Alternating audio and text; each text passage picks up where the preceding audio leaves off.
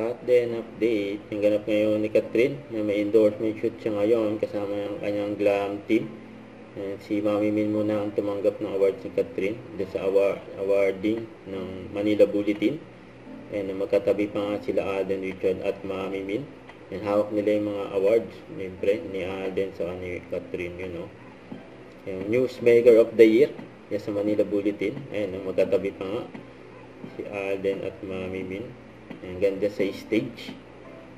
Ang katabi nila yung mga nanalo din. Congrats. And si Alden, speech niya. To Dr. Emil Yap III. And to our distinguished guests, fellow awardees, magandang gabi po. Actually po, since the pandemic, medyo the Philippine cinema has been struggling. And I think we're all witness to that because of the continuous change, having digital platforms showcase movies and other forms of entertainment has surfaced for our consumption. Kay Mami Min for Catherine. Nagpapasalamat po kami. Una-una, I just want to congratulate Manila Bulletin on 125 years of excellence.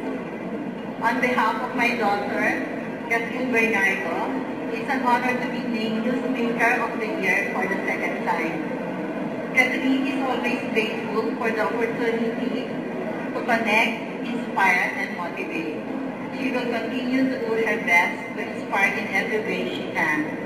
Maraming salamat po ulit Manila Bulletin and congratulations sa inyong 125 years of dedication and service.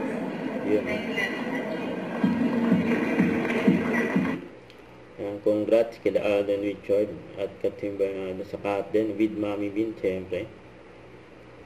Don't forget to subscribe and click the notification bell for more update. This is Richard Reaction Live. Stay tuned for more update. See ya.